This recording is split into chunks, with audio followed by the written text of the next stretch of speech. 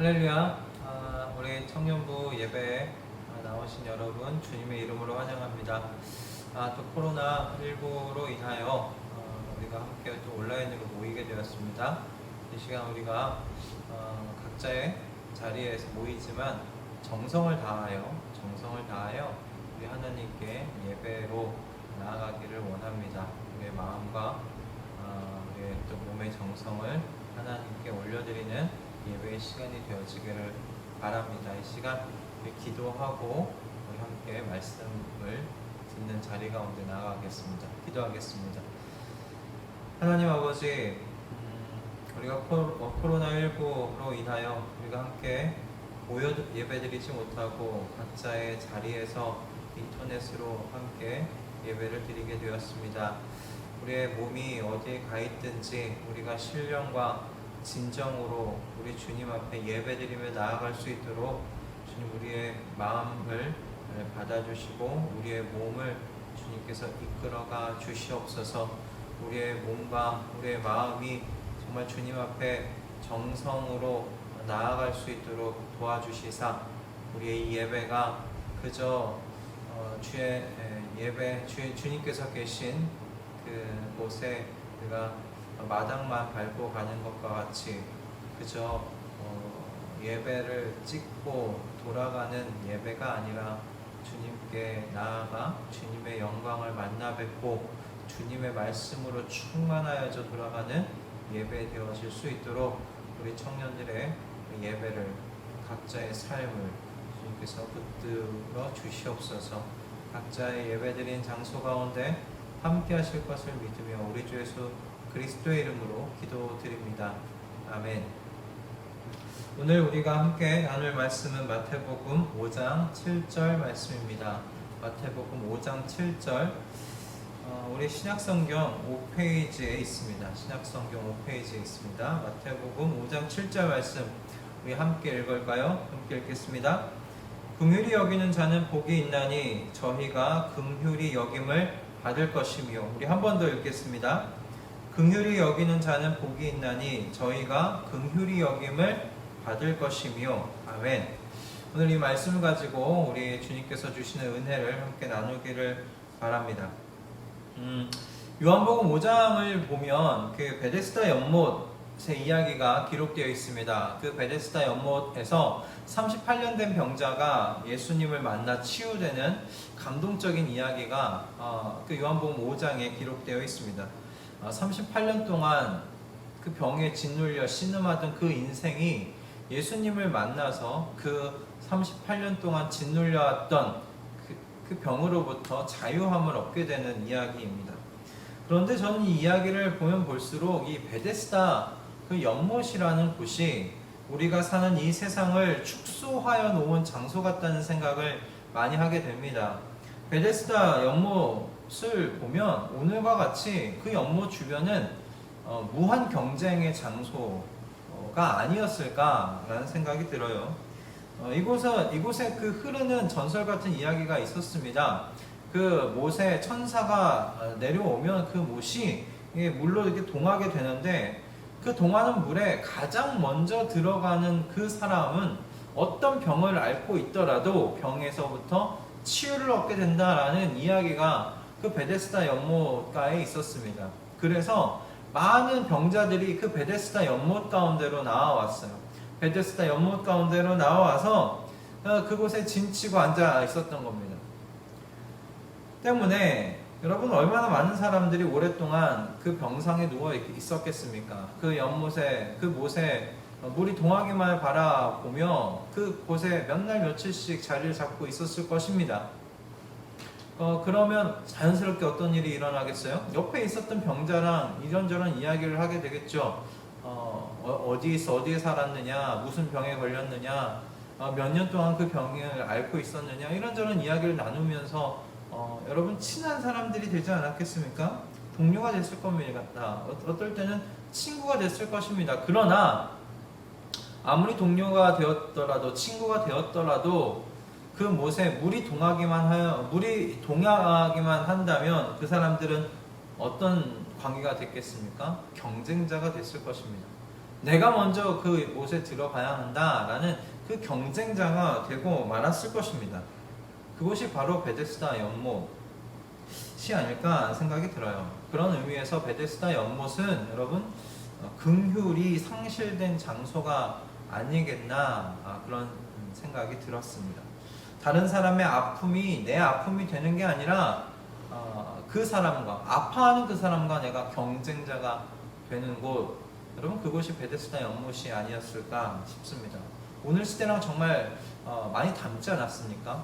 오늘 우리가 사는 시대, 여러분 긍휼이라는 말이 고어가 되어가고 있는 시대가 아닌가 생각이 들어요. 고어, 옛날 말이 되어가고 있어요.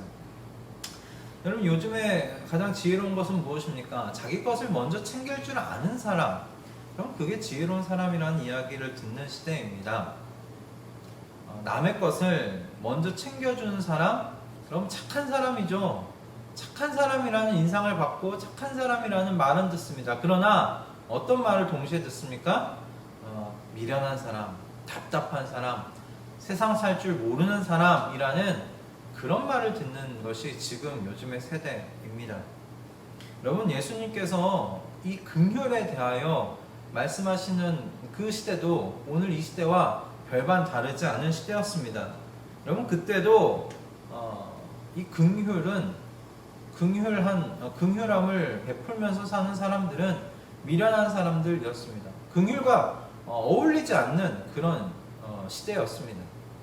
그 시대 속에 예수님께서 선포하시는 겁니다. 하나님의 나라는 긍휼이 여기는 자가 복받는 나라다라고 이야기합니다.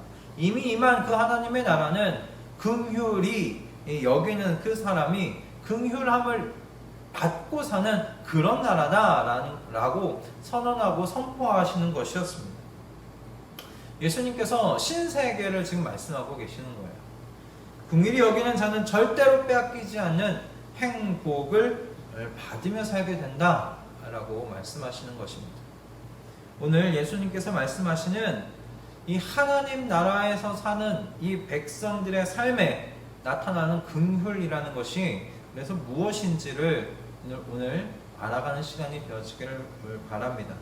그래서 각자의 삶에서 이 긍휼을 드러내는 삶을 살아내어 예수님께서 약속하신 행복을 이 땅과 그리고 오는 나라 안에서 영원토록 여러분 누리면서 살아가는 저와 여러분이 다 되기를 바랍니다. 오늘 이 시간 그와 같은 하나님께서 우리에게 말씀에 깨닫는 은혜를 주실 줄 저희가 간구하며 그렇게 소원하며 우리 말씀 앞으로 나아가도록 하겠습니다. 여러분 그 성경에서 이야기하는 긍휼에 대해서 우리는 또 성경 긍휼에 대해서 성경은 무엇이라고 말하는지 먼저 좀 생각해 보기를 원하는데, 성경에서 긍휼이라고 이야기할 때 먼저 좀 많이 사용되는 것은 용서와 관련된 표현입니다. 디도서 3장 5절을 보면 이렇게 되어 있습니다. 우리를 구원하시되 오직 그의 긍휼하심을 따라 라고 디도서 3장 5절에 기록되어 있고, 에베소서 2장 4절부터 9절의 이 말씀은 결국은 무엇이냐면 긍휼에 풍성하신 하나님께서 우리를 구원하셨다라는 그런 의미입니다. 즉 하나님께서 우리의 죄를 용서하시고 구원하시는 이유는 무엇인가? 하나님의 긍휼하심 때문이다 라고 말씀하고 있는 것입니다. 신약성경에서는 그렇게 이야기를 하고 있어요. 그리고 예레미야 애가 구약에서는 하나님의 이 긍휼하심을 굉장히 아름답게 이렇게 찬양을 합니다. 이렇게 되어 있습니다. 예레미야 애가 3장 22절 23절 말씀인데요. 여호와의 자비와 긍휼이 무궁하심으로 우리가 진멸되지 아니함이니이다. 이것이 아침마다 새로우니 주의 성실이 크도소이다. 아멘. 예레미야가 아침마다 본 게 무엇입니까? 매일 아침마다 새롭게 그가 보고 있는 것은 크신 주님의 그 긍휼하심을 보고 있는 겁니다. 그의 백성을 향해 그 아버지 되신 그 하나님께서 자식을 돌보듯이 그 백성이 회개함에 돌아올 때마다 그들을 향해 베푸시는 하나님 아버지의 긍휼입니다. 용서입니다. 자비입니다. 근데 그걸 언제마다 보냐고요? 아침마다 본다는 겁니다. 아침마다 그 돌아오는 백성들을 향하여 용서하여 주심으로 새롭게 또 새로운 날을 맞이하게 하시는 그 하나님의 자비, 그 긍휼을 바라본다라는 것입니다. 그것을 체험하고 있는 것입니다. 그래서 긍휼은 성경에서 하나님 아버지의 그 끝없으신 그 용서로 표현되기도 합니다. 그리고 또 성경에서는 그 긍휼에 대하여 그 사랑으로 표현하기도 합니다. 물론 이 사랑이 긍휼보다 좀 더 큰 개념입니다. 그것은 하나님께서 왜 이 사랑으로 긍휼을 표현하시는가? 그것은 하나님께서 왜 긍휼을 베푸시는 분이신지에 대하여 성경에서 가르치는 것을 보면 알 수가 있어요. 에베소서 2장 4절인데요. 긍휼이 풍성하신 하나님이 우리를 그 큰 사랑을 인하여 라고 말하고 있습니다. 그러니까 하나님께서 긍휼을 베푸시는 이유가 무엇인가? 하나님께서 우리를 용서하시는 이유가 무엇인가? 그것은 하나님께서 우리를 향한 사랑 때문이다 라고 에베소서 2장 4절에서 이야기를 하고 있어요. 그분이 가지고 있는 그 큰 사랑 때문에 그분은 우리를 긍휼하게 여기실 수밖에 없는 분이시다. 긍휼을 베푸실 수밖에 없으신 분이시다 라고 가르치고 있는 것입니다. 여러분, 게다가 그 사랑과 이 긍휼에 대하여 이와 같은 내용을 좀 생각을 해봐도 사랑이 긍휼보다 큰 개념이라는 걸 좀 생각해 볼 수가 있어요. 지금 우리는 하나님의 긍휼 없이는 살아갈 수 없는 어떤 이 세상의 상황 가운데 놓여 있고, 우리 존재 자체도 그렇게 하나님의 긍휼 없이는 살아갈 수 없는 사람들이지요. 그러나 여러분 생각해 보십시오. 하나님의 나라가 완전하게 임하였습니다. 그냥 적당히 임한 게 아니라 지금처럼 완전하게 우리 눈에 완전히 다 인정할 수밖에 없이 하나님의 나라가 임하였습니다. 여러분, 그러한 나라가 임하였을 때를 생각해 보세요. 이 세상이 하나님의 긍휼을 필요로 하는 세상이 되겠습니까? 아니에요. 이 세상은 그런 긍휼이 필요 없는 세상이 될 것입니다. 우리 존재 자체도 완전히 변하였기 때문에 하나님의 긍휼하심이 필요 없는 그런 존재들이 될 겁니다. 그러니까 긍휼이라는 것이 사라진 세상이 올 것입니다. 그러나 그 세상에도 남는 것이 무엇이겠어요? 사랑은 분명히 남아있을 것입니다. 그때에도 하나님 나라 백성들은 하늘 아버지의 영원하신 사랑을 받으면서 살아갈 것입니다. 하나님의 사랑은 그렇게 영원히 지속될 것입니다. 그러므로 사랑은 긍휼보다 큰 개념이죠.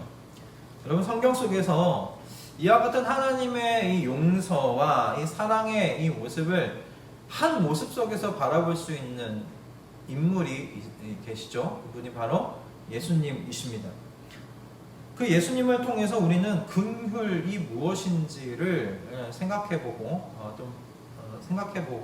알 수가 있습니다. 이 예수님을 통해서 보게 되는 사복음서에 나오는 긍휼을 우리가 한 말로 정리한다면, 한 단어로 정리한다면 공감이라고 이야기할 수 있을 것 같습니다. 그러나 예수님께서 보여주시는 이 긍휼은 공감이라는 이 단어, 우리가 알고 있는 공감보다 사실은 조금 더 나아가는 의미를 가지고 있어요. 선한 사마리아인의 비유를 여러분 잘 아시죠? 아셔야 합니다. 이 본문 가지고 설교한 지가 얼마 안 되기 때문에 아셔야 돼요. 선한 사마리아인의 이야기를 아셔야 됩니다. 이 비유에서 우리는 그 긍휼이 마음의 연민을 느끼는 것을 넘어서서 도움이 필요한 사람들에게 실제적인 도움을 주는 그것이 긍휼이라는 것을 충분히 우리는 알 수가 있습니다. 긍휼은 연민을 느끼는 것을 넘어서서 도움을 필요로 하는 사람들에게 실제적인 도움을 주는 것, 여러분, 그것이 긍휼입니다. 예수님이 보여주시는 긍휼입니다. 여러분, 선한 사마리아인이 어떤 일을 했습니까? 강도 당한 사람, 그래서 죽어가는 그 사람을 불쌍히 여기고만 지나간 것이 아닙니다. 그 사람에게 나아가서 그 사람이 필요로 하는 것을 채워주는 것이 선한 사마리아인이 했던 긍휼의 행동입니다. 예수님께서도 마찬가지셨어요. 예수님께서 자신에게 나아오는 무리들을 보시면서 그 무리들을 어떻게 바라보셨는가? 목자 없는 양과 같이 자신에게 나아오는 이 무리들을 예수님께서는 긍휼한 마음을 가지고 바라보셨습니다. 그러나 그렇게 불쌍하게만 바라보신 것으로 예수님께서 멈추신 것이 아니에요. 그들에게 어떻게 했습니까? 각자에게 필요한 것을 채워주셨습니다. 귀신 들린 자들에게는 귀신을 떠나가게 하셨습니다. 병든 자들에게는 그 병을 낫게 하셨습니다. 배고픈 무리들에게는 예수님께서 어떻게 하셨습니까? 오병이어의 기적을 베푸셔서 그들의 굶주린 배를 채워주셨습니다. 예수님께서는 그렇게 자신에게 나온 자들의 그 필요를 긍휼한 마음으로 연민을 느낀 것을 넘어서서 채워주는 행동으로 이어나아가신 것을 보게 됩니다. 우리는 성경이 말하는 긍휼에 대해서 그래서 잠시 생각해 보아야 되는 거예요. 용서로 표현되기도 하지만, 그리고 그것이 사랑으로 표현되기도 하지만, 그러나 긍휼에 대하여 오늘날 우리가 알고 있는 것, 그냥 연민을 느끼는 정도, 그냥 공감이라는 것이 그냥 감정적으로 불쌍히 여기는 정도만이 아니라, 긍휼은 어떤 의미에서 이렇게 정리할 수 있겠다 싶습니다. 행동하는 공감입니다. 행동하는 공감.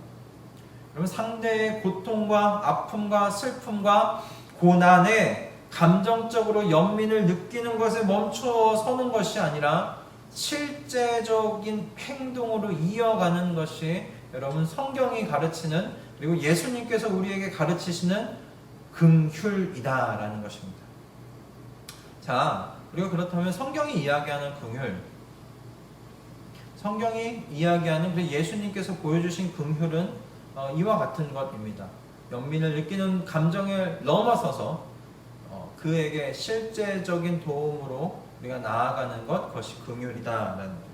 그렇다면 이런 긍휼을 우리의 삶 가운데 어떻게 적용할 수 있을까라는 겁니다.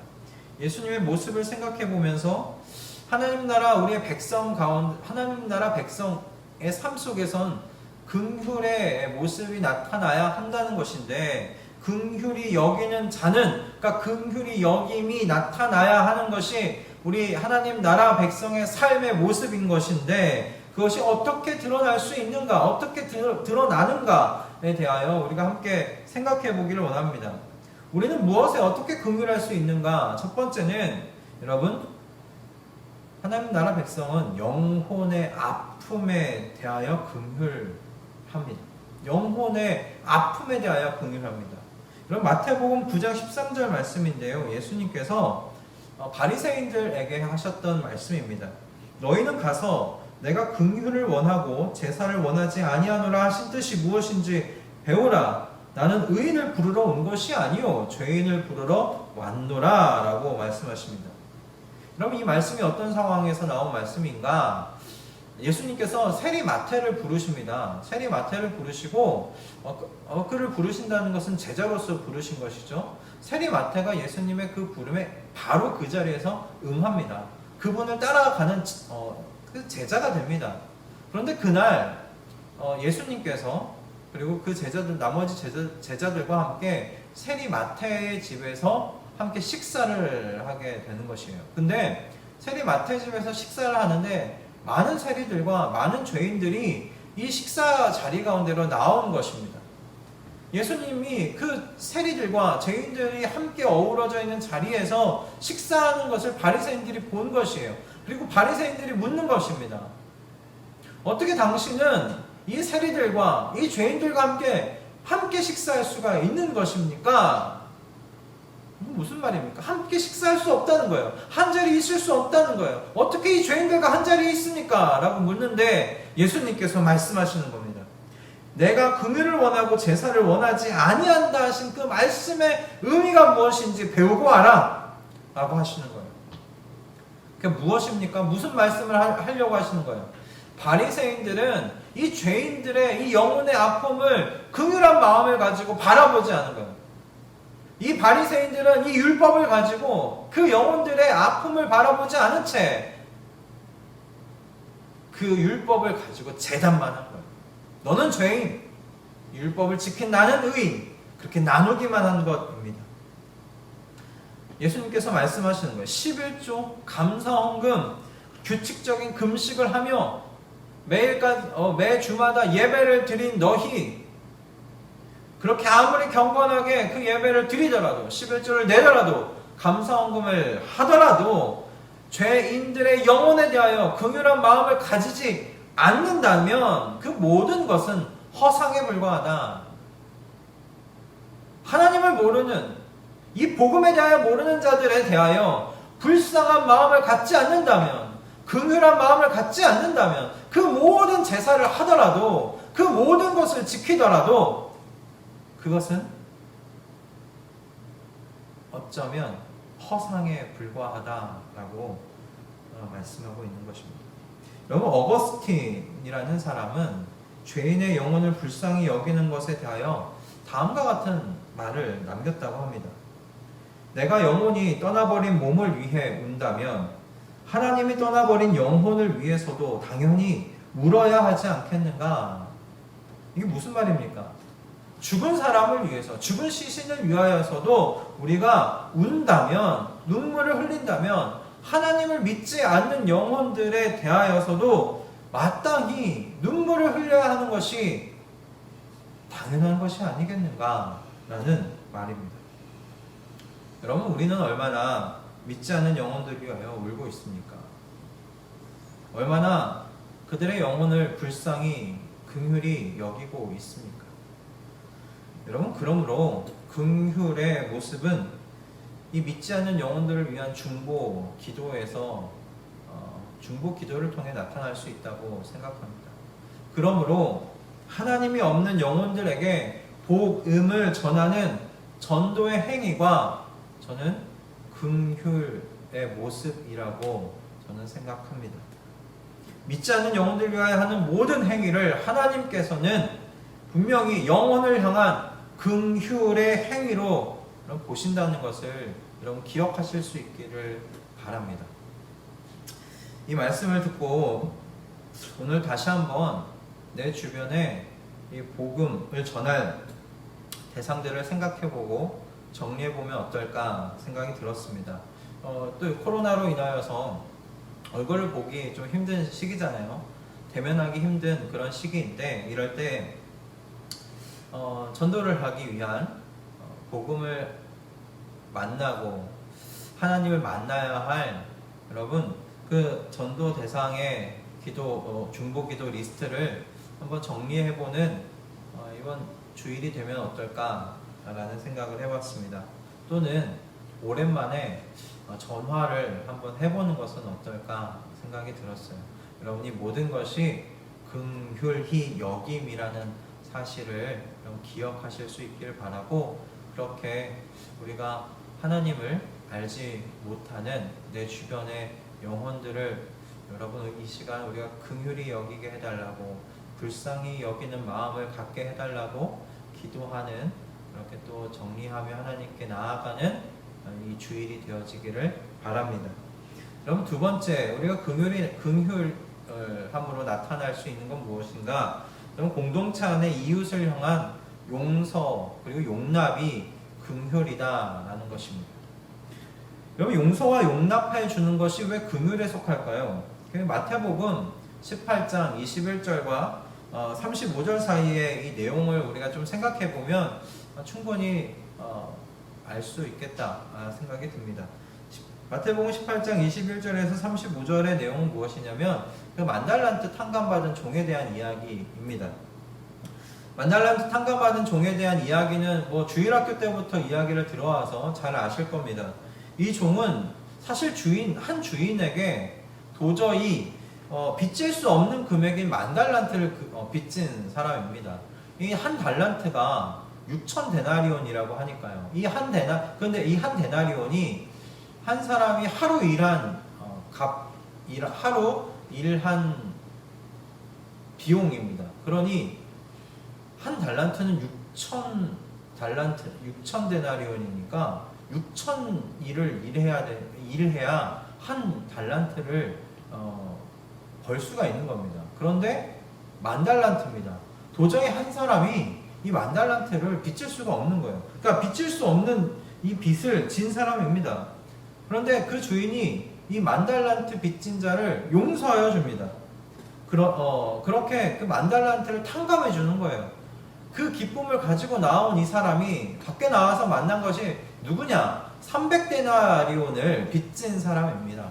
그러니까 100데나리온이죠. 300데나리온이 아니라 100데나리온인데 100데나리온을 빚진 사람입니다. 그러니 한 3달치 월급이라고 넉넉하게 잡아 4달치라고 생각하면 300만 원 정도라고 생각하면 우리가 약 1,000만 원 정도라고 생각해 봅시다. 그러니까 한 1,000만 원 정도 빚진 겁니다. 그런데 그가 탕감받은 액수를 생각해 보십시오. 이건 말로 이루 헤아릴 수 없는 액수입니다.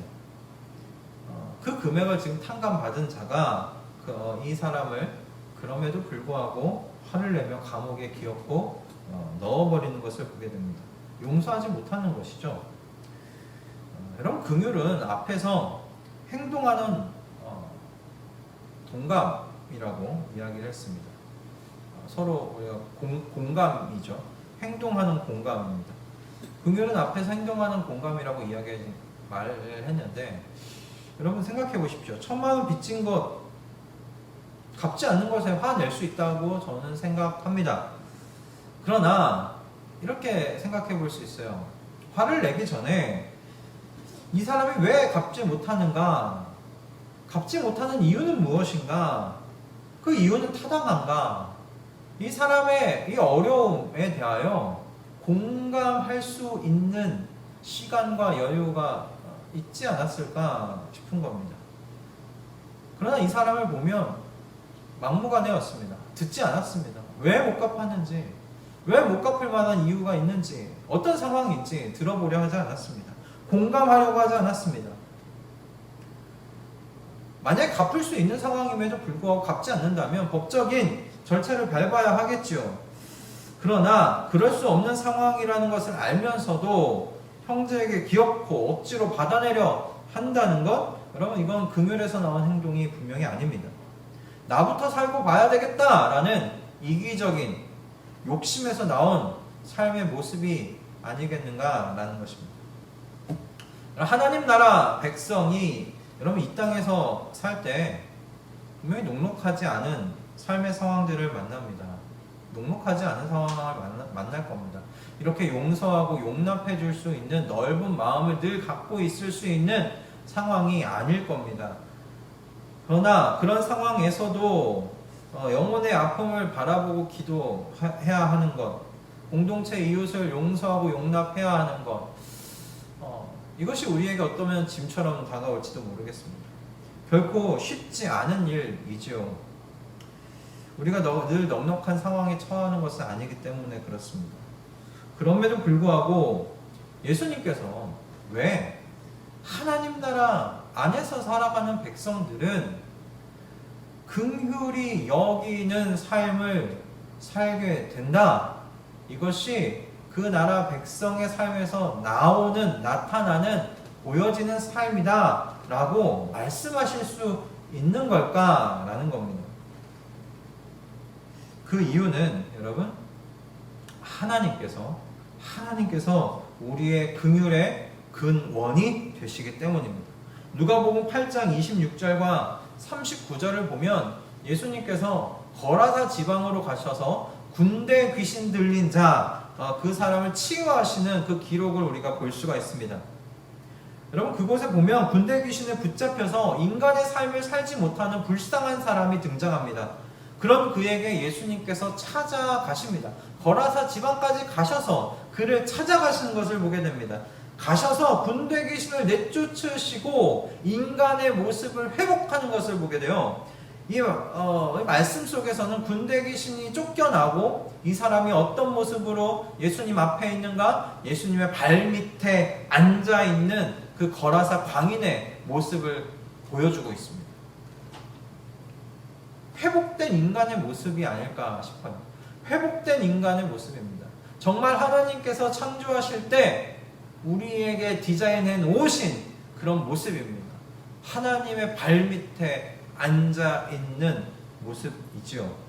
여러분, 이 거라사 광인이 그렇게 예수님을 만나 하나님께서 디자인해 놓으신 사람의 모습으로 회복되고 어떤 삶을 살았습니까? 예수님의 증인의 삶으로 그 거라사 지방에서 살아가고 살게 된 것을 말씀은 기록하고 있습니다. 광인의 삶에서 예수 그리스도의 증인의 삶으로 변화된 것입니다. 저는 이 광인의 모습을 볼 때마다 이 모습이 나의 모습이구나 생각이 듭니다. 이 광인의 모습은 나의 모습입니다. 예수님을 만나 구원받은 나의 모습입니다. 내 마음의 소원과 달리 내 배가 시키는 대로, 내 욕심과 내 욕망이 시키는 대로 내 육체를 채우면서 살았던 것이 어쩌면 예수님을 만나기 전에 저의 모습입니다. 여러분, 그것이 광인의 모습과 뭐가 다릅니까? 저는 그것이 광인의 모습하고 똑같은 모습이라고 생각합니다. 귀신에 들려, 사탄에게 눌려, 사탄이 시키는 대로 내 육체의 욕심과 내 육체의 욕망과 내 육신의 정욕을 따라 이 육신을 채우기만 하는 삶이 어떻게 광인과 다른 삶이라 말할 수 있겠습니까? 그런 저에게 제가 주님을 찾아간 것이 아니라 주님이 저를 찾아오셨습니다. 주님이 찾아오셔서 그 광인의 삶을 청산하게 하시고 예수의 증인의 삶으로 저를 이끌고 인도하셨다라는 것입니다. 그러므로 하나님 나라 안에서 살아가는 모든 하나님 나라 백성들은 이와 같은 하나님의 긍휼을 다 경험한 사람들이다. 그러므로 우리는 긍휼의 삶을 살아갈 수 있더라라는 것입니다. 왜요?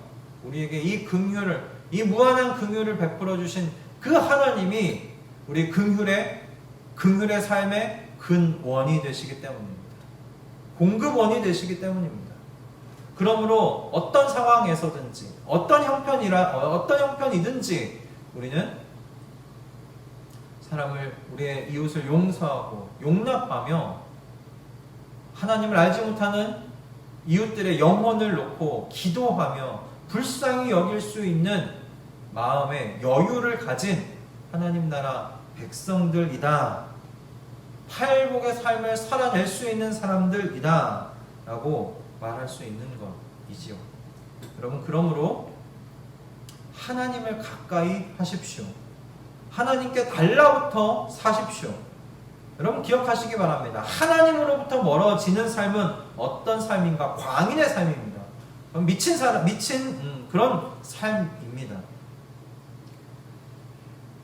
하나님으로부터 멀어질 때 우리는 광인의 모습으로 돌아가는 것입니다. 행복의 삶, 팔복의 삶에서 점점 멀어지고 오직 육체만을 위하여 먹고 자고 살아가는 그런 육체의 사람이 되고 마는 것입니다. 생각만 해도 여러분 얼마나 불행한 삶입니까?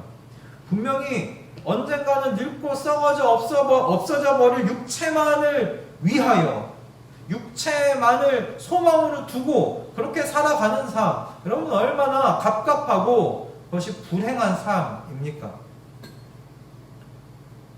그것을 위해 살아가지 아니하는 사람들이 여러분 우리 하나님 나라 안에 살아가는 백성들입니다.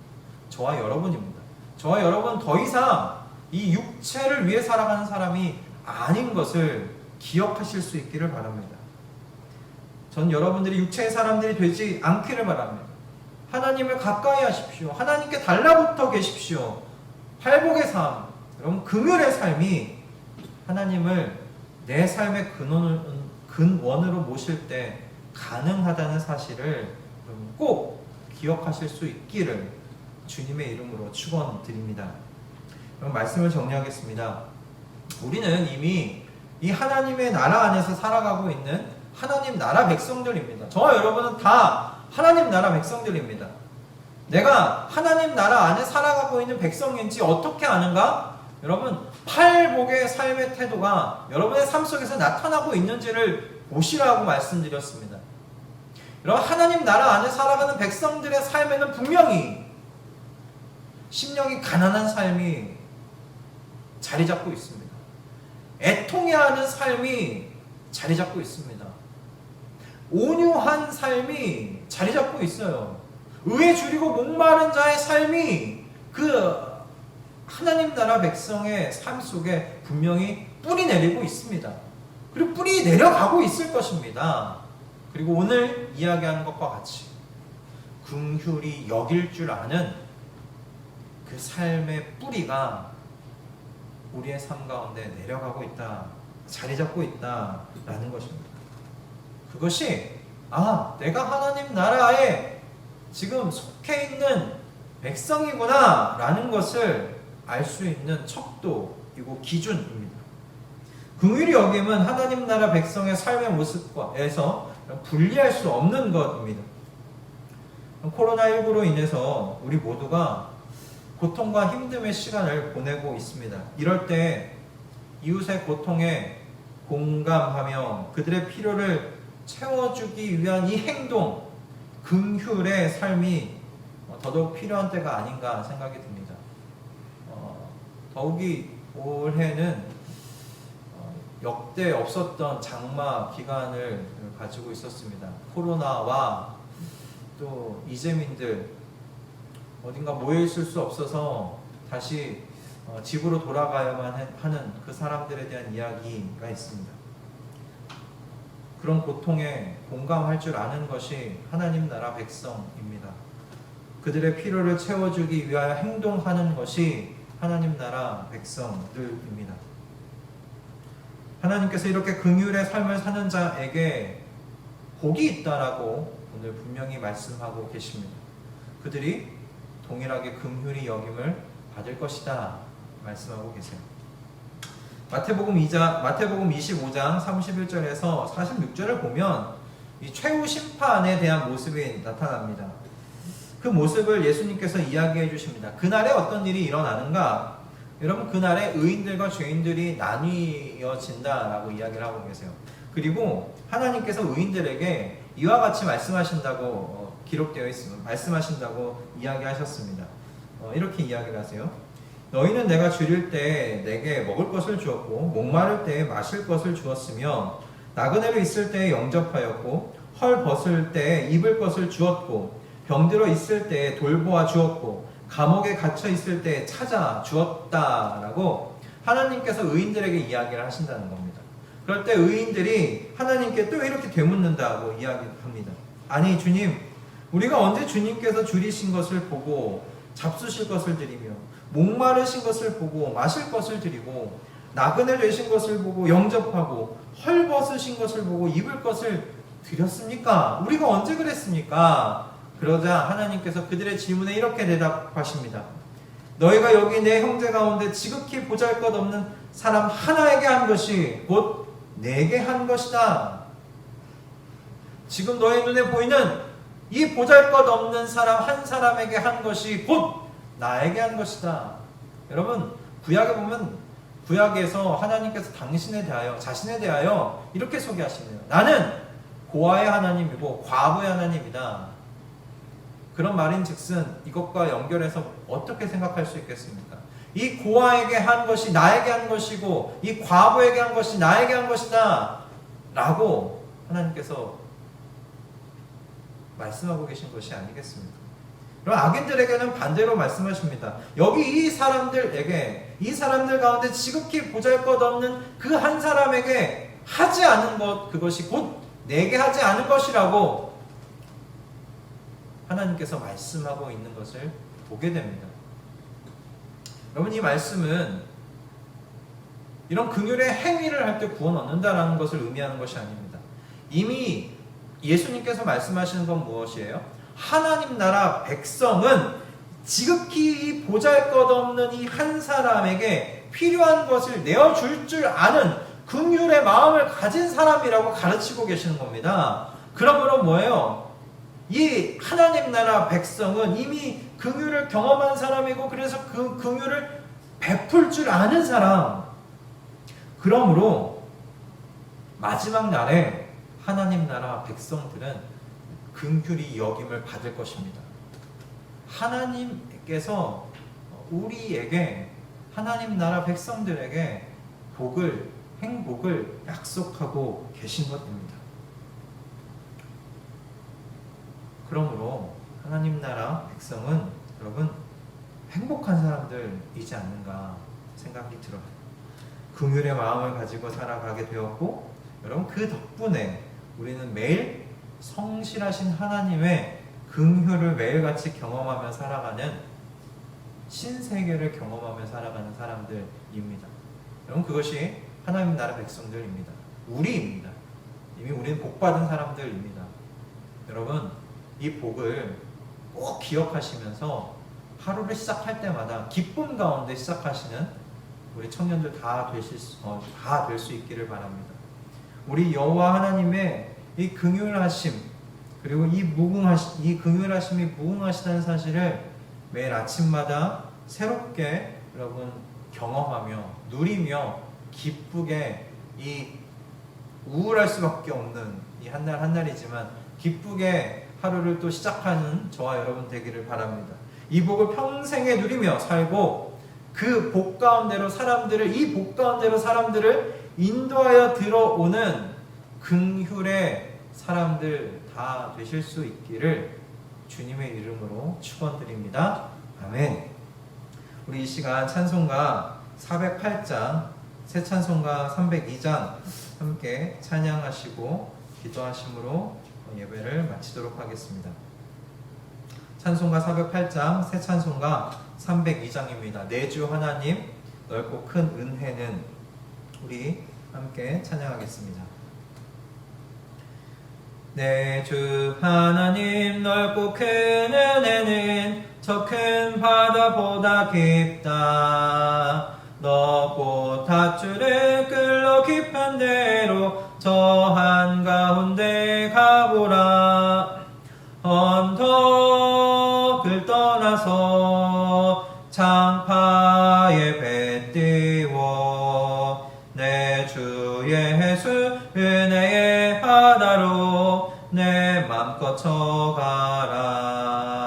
왜 너 인생은 언제나 거기서 저 큰 바다 물결 보고 금인 모르는 깊은 바다 속을 한번 헤아려 안 보나. 언덕을 떠나서 창파에 배 띄워 내 주 예수 은혜의 바다로 내 맘껏 쳐가라. 많은 사람이 얕은 물가에서 저 큰 바다 가려다가 찰싹거리는 작은 파도 보고 마음이 졸여서 못 가네. 언덕을 떠나서 창파에 배 띄워 내 주 예수 은혜의 바다로 내 맘껏 쳐가라. 자 곧 가거라. 이제 곧 가거라. 저 큰 은혜 바다 향해. 자 곧 내노를 저 깊은 데로 가라. 망망한 바다로. 언덕을 떠나서 창파에 배 띄워 내 주 예수 은혜의 바다로 내 맘껏 쳐가라. 아멘. 기도하겠습니다. 하나님 아버지, 우린 모두가 다 이미 하나님 나라에 사는 백성들입니다. 하나님 나라 안에 살아가는 우리 백성들에게 하나님께서 새로운 삶을 허락하셨습니다. 그것이 오늘 우리 함께 보게 된 것은 긍휼히 여길 줄 아는 삶입니다. 여러분, 하나님 아버지, 우리가 이 긍휼히 여기는 삶을 우리 살아가는 삶 속에서 충만히 드러내며 우리 주변을 복되게 하는 사람들 다 되도록 주님 역사하여 주시옵소서. 하나님 아버지께서 주시는 은혜를 따라 우리가 먼저 받은 긍휼이 무엇인지 잊지 않도록 하여 주시고, 우리가 더욱 우리가 다시는 거라사 광인으로 돌아가는 삶이 아니라 예수를 증인하는 삶으로 우리가 변화된 삶을 살아가도록 하여 주시사 우리 주변에 있는 사람들의 영혼을 불쌍히 여길 줄 아는 사람 되게 하시고 우리 공동체에 있는 우리 이웃들을 용서하며 용납하며 우리가 그렇게 형제 자매가 하나 되어가는 공동체 만들어갈 수 있도록 주님 역사하여 주시옵소서. 하나님 아버지께서 가르치신 그 긍휼은 연민을 느끼는 감정에서 끝나는 것이 아니라 하나님께서 보여주신 그들에게 베풀 수 있는 대로 그들이 필요한 것을 채워줄 줄 아는 행동임을 우리가 기억할 수 있도록 주님께서 인도하시고 우리의 삶을 우리의 생활을 그렇게 주님의 나라의 백성에 맞는 삶으로 이끌어가 주시옵소서. 그렇게 우리를 인도해 가실 것을 믿으며 우리 주 예수 그리스도의 이름으로 기도드립니다. 아멘. 주기도문으로 마치겠습니다. 하늘에 계신 우리 아버지여, 이름이 거룩히 여김을 받으시오며 나라의 마옵시며 뜻이 하늘에서 이루어진 것 같이 땅에서도 이루어지리이다. 오늘날 우리에게 일용할 양식을 주옵시고 우리가 우리에게 죄 지은 자를 사하여 준 것 같이 우리의 죄를 사하여 주옵시고 우리를 시험에 들게 하지 마옵시고 다만 악에서 구하옵소서. 대개 나라와 권세와 영광이 아버지께 영원히 있사옵나이다. 아멘. 할렐루야. 한 주간 주님의 은혜 안에 또 살아가시고 또 은혜 안에서 하나님께서 주시는 기쁨을 누리시는 우리 청년부 한 명 한 명 되기를 바랍니다. 우리 주변으로 코로나 확진자들이 참 많이 나오고 있는데 그들을 위해 우리 긍휼한 마음으로 기도했으면 좋겠고 이 나라를 위하여 또 오늘 우리 긍휼한 마음을 가지고 기도하였으면 좋겠습니다. 여러분 한 주간 사람 많은 곳 피하시면서 우리가 우리의 또한 건강을 지켜달라고 하나님께 간구하며 조심조심히 우리 다시 만날 때까지 또 한 주간 또 행복하게 그리고 기쁘게 살아가시는 여러분 다 되기를 바랍니다. 주님의 이름으로 축복하고 사랑합니다. 한 주간 잘 보내세요.